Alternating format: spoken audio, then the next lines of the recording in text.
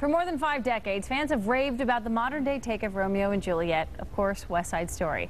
It is now playing at the Aronoff Center. We are joined by cast member Mike Bolan.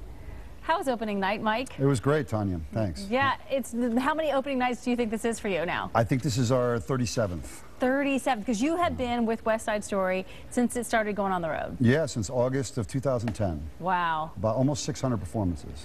Why do you think West Side Story still resonates with people? I mean, it's old. I mean, I remember watching the movie as a kid.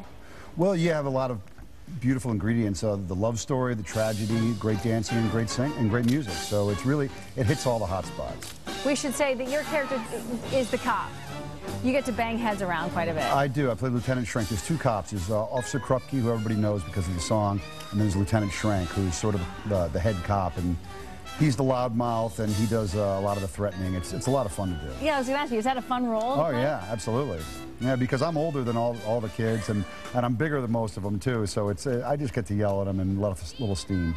Now, the songs, for those of us who have only seen the movie, like myself, are there lots of different songs in it, or is it pretty much the same thing that we saw on, Sunday afternoon television? Well, the songs are the same, but I think they're delivered in a different way. There's some Spanish that's been incorporated into the dialogue and into the lyrics of the song to make it seem more realistic with the Spanish gang, which is the Sharks. Right. So they've given them some of their own language for authenticity, and I think it really works.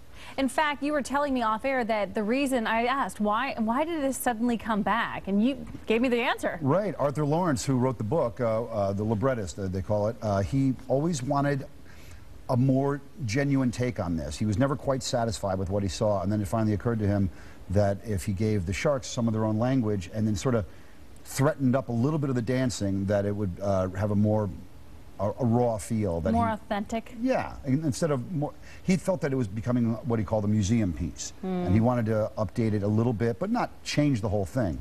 And he did. So that's what we have now. And it's wildly successful. Yeah. Mike, it was amazing on Broadway, and it's amazing on the road. Thanks so much for coming in. We hope you have a good time here in Cincinnati, and you have a great run here. It's at the Aronoff Center until March 11th.